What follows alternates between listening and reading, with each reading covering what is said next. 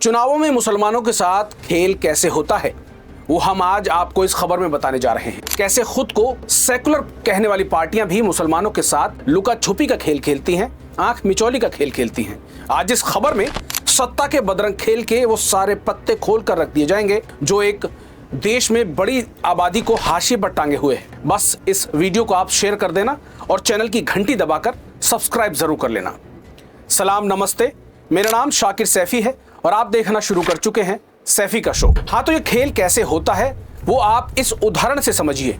इस बार लोकसभा चुनाव में जो कुछ चर्चित सीटें थीं उनमें से एक थी उत्तर प्रदेश की नगीना सीट, जिस पर निर्दलीय उम्मीदवार चंद्रशेखर रावण ने ऐतिहासिक जीत दर्ज की है। इस सीट की एक कमाल बात यह है कि इस सीट पर मुस्लिम आबादी 43% है और दलित आबादी 21% है। फिर भी ये सीट रिजर्व कर दी गई है, यानी इस सीट पर मुसलमान चुनाव नहीं लड़ सकता। मुल्क में ऐसी कई सारी सीटें हैं जिस पर मुस्लिम आबादी 40% से ज्यादा है, यहां तक कि 50% तक है, उससे भी ज्यादा है, पर उसे रिजर्व कर दिया गया है, यानी खुद मुसलमान अपनी अक्सरियत वाली सीट से भी चुनाव नहीं लड़ सकता। बाकी तो आप छोड़ दीजिए। और ऐसी सीटें जिस पर मुसलमानों की आबादी कम है उस पर राजनीतिक पार्टियां मुसलमानों को ये कहकर टिकट नहीं देती कि उन्हें वहां नॉन मुस्लिम का यानी दूसरी जातियों का वोट नहीं मिलेगा। और जहां मुस्लिम आबादी अच्छी है, जहां से मुस्लिम उम्मीदवारों के जीतने के चांस ज्यादा होते हैं, उसे रिजर्व कर दिया गया है ताकि संसद में ज्यादा मुसलमान ना पहुंच सके, मुसलमानों की अक्सरियत ज्यादा ना हो, मुसलमानों की तादाद संसद में ना हो ज्यादा। भाजपा जहां मुसलमानों से दूरी बरतती नजर आती है, वहीं कांग्रेस और समाजवादी पार्टी जैसे सेकुलर दल खुद को मुस्लिमों की रहनुमा बताने के में पीछे नहीं रहते हैं, मगर हकीकत इन सब से कोसों दूर है। मुसलमानों को लेकर कोई भी पार्टी बहुत फिक्रमंद बिल्कुल नहीं है। इसका अंदाजा इस बात से लगाया जा सकता है कि संसद से लेकर विधानसभा तक करीब 20 करोड़ की आबादी वाले मुस्लिमों का प्रतिनिधित्व बेहद कम हो गया है, बेहद कम रहा है। भले ही मुस्लिमों की आबादी बड़ी हो, मगर उनका संसद और विधानसभाओं में प्रतिनिधित्व घटा है। आइए समझते हैं कि राजनीतिक पार्टियां क्यों मुसलमानों से दूरी बरतती हैं और मुसलमानों की किस सीट से कितने टिकट दिए गए हैं, यह भी मैं आपको इस खबर में अब आगे बताऊंगा। पूरे देश में कांग्रेस ने इस बार सिर्फ 16 मुस्लिम कैंडिडेट ही चुनाव में उतारे थे।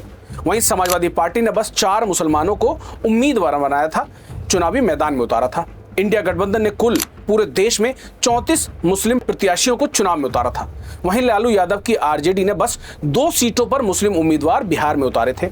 महाराष्ट्र और गुजरात में कांग्रेस ने एक भी मुस्लिम उम्मीदवार को टिकट नहीं दिया था, जबकि इसके पहले चुनावों में कम से कम 1-2 टिकट तो प्रत्याशियों को उतार ही देती थी कांग्रेस इन स्टेट्स में। जनगणना के आंकड़े एक तरफ बताते हैं कि भारत में मुसलमानों की आबादी लगभग 15% है, जबकि ये जनगणना कब हुई थी आपको पता होगा। उसके बाद कितना वक्त अब गुजर चुका है, कितनी आबादी अब होगी, ये भी आप अंदाजा लगा सकते हैं। लेकिन वहीं सच्चर कमेटी से लेकर रंगनाथ मिश्रा कमीशन की रिपोर्ट बताती है कि भारत का मुसलमान सामाजिक, आर्थिक और राजनीतिक स्तर पर सबसे हाशिए पर है, जहां उसका तमाम क्षेत्रों में प्रतिनिधित्व 3 से 4% है केवल। एक तरफ समाज के सबसे निचले पायदान पर मुसलमान खड़ा है, वहीं राजनीतिक बयानबाजी में वो हमेशा केंद्र में रहता है, सुर्खियों में रहता है। मुसलमानों का नाम लिए बिना कोई चुनाव पूरा नहीं होता। कोई इन्हें डराता है तो कोई डराकर वोट लेता है, लेकिन हिस्सेदारी देने की बात कोई नहीं करता। इनके समाज को मुख्य धारा में लाने की आज तक कभी ईमानदारी से कोई पहल नहीं की गई। रोजगार, व्यापार, शिक्षा, नौकरी का प्रश्न तो छोड़िए, भारतीय मुसलमान हमेशा से असुरक्षा के भाव में रहता है, जहां हमेशा उनको टारगेट किया जाता रहता है। आए दिन चुनावी रैलियों में उनके खिलाफ होने वाली बयानबाजी तो सब देख सुन चुके हैं। यहां तक कि छोटे मोटे नेताओं को छोड़ दीजिए, प्रधानमंत्री तक मुसलमानों के खिलाफ अपनी रैलीज में भाषण देते हैं, उनके खिलाफ बयानबाजी करते हैं। जहां एक तरफ सत्ताधारी दल मुसलमानों के बिना राजनीति करता है, इनको टिकट तक नहीं देता, उल्टा इनके खिलाफ प्रोपेगेंडा फैलाकर ध्रुवीकरण की राजनीति करता है, तो वहीं दूसरी तरफ जो खुद को धर्मनिरपेक्ष सेकुलर दल कहते हैं, वे भी मुसलमानों से दूरी बनाकर कदम बढ़ा रहे हैं। हालांकि कथित सेकुलर दलों को वोट तो मुसलमानों का पूरा चाहिए, लेकिन जहां प्रतिनिधित्व, क़यादत का प्रश्न आता है, उससे किनारा कर लेते हैं। मौजूदा हाल ये हो गया है कि मुसलमानों को इतना मजबूर कर दिया गया है कि हमें वोट नहीं दोगे तो जाओगे कहां। देश की दूसरी सबसे बड़ी आबादी को इस राजनीतिक नूरा कुश्ती ने विकल्पहीन बना दिया है, यानी अब मुसलमानों के सामने कोई विकल्प नहीं बचा है। एक तरफ डर का माहौल है, एक तरफ डराने का माहौल है। उत्तर प्रदेश, जहां मुसलमानों की आबादी लगभग 20% है, जहां राज्य की 80 लोकसभा सीटों में से आबादी के अनुसार 16 मुसलमानों को संसद पहुंचना चाहिए था, लेकिन ये आज तक ना हुआ।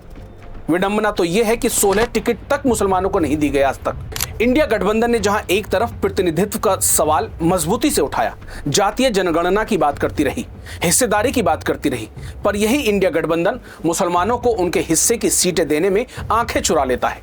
चौंकिए मत, यही सच है आज की राजनीति का।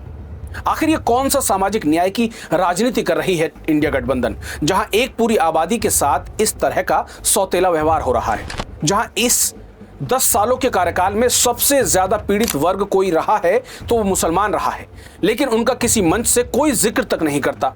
इंडिया गठबंधन ने मंच से मुसलमान शब्द तक सुनाई नहीं दिया पूरे चुनाव में। आपने खुद देखा होगा, कोई भी बड़ा नेता उठा लीजिए इंडिया गठबंधन का, किसी ने भी मुसलमानों के साथ हो रहे दुर्व्यवहार, दोगलापन की जिक्र नहीं करा, बात तक नहीं करी, और यहां तक कि टिकट देने में भी दूरी बनाए रखी। इससे भी अफसोसनाक बात यह है कि कई राज्यों ऐसे हैं जहां इंडिया गठबंधन ने मुसलमानों को एक भी टिकट नहीं दिया, जैसे राजस्थान, महाराष्ट्र, झारखंड, मध्य प्रदेश और आदि, जहां मुसलमान हमेशा से कांग्रेस से चुनाव लड़ते आए हैं और जीतते भी आए हैं। इसके बावजूद भी इन राज्यों में मुसलमानों को टिकट नहीं दिया गया। ऐसा नहीं है कि वहां नेता नहीं होंगे, मुसलमान होंगे, मजबूत होंगे, लेकिन नहीं दिया। लेकिन मुसलमान लोकतांत्रिक मूल्यों की रक्षा करने और संविधान बचाने की इस लड़ाई में अपना सारा दुख दर्द भुलाकर प्रतिनिधित्व के प्रश्न को दरकिनार करके एक तरफा इंडिया गठबंधन को वोट डाल दिया। इस चिलचिलाती तपती धूप में पोलिंग बूथ पर लाइन लगाकर, कंधे से कंधा मिलाकर लोकतंत्र बचाने की लड़ाई में बढ़ चढ़कर साथ रहा, हिस्सा दिया। आपने लगातार वीडियोस देखी होंगी चुनाव के दौरान की, किस तरीके से उत्तर प्रदेश की खासकर पोलिंग बूथ पर किस तरीके से पुलिस ने उन पर लाठीचार्ज की। मुसलमानों को कई कई घंटे लाइनों में खड़ा रहना पड़ा, लेकिन वो वोट के लिए गए, वोट करके आए, उन्होंने लोकतंत्र को बचाने का बीड़ा उठाया था।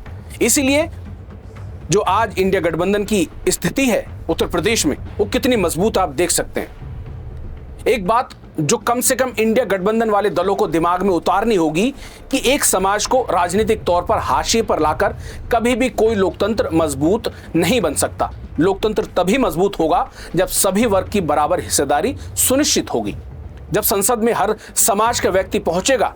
ऐसी ही लोकतंत्र का सपना बाबा साहेब अंबेडकर ने देखा था कि जहां सभी वर्गों की उचित हिस्सेदारी इस विशाल लोकतंत्र में सुनिश्चित हो। लेकिन आज के हालात को देखकर सिर्फ अफसोस ही किया जा सकता है। इसे एक तरफ से सेकुलर दलों का राजनीतिक फ्रॉड कह सकते हैं, और यही सच है। जय हिंद।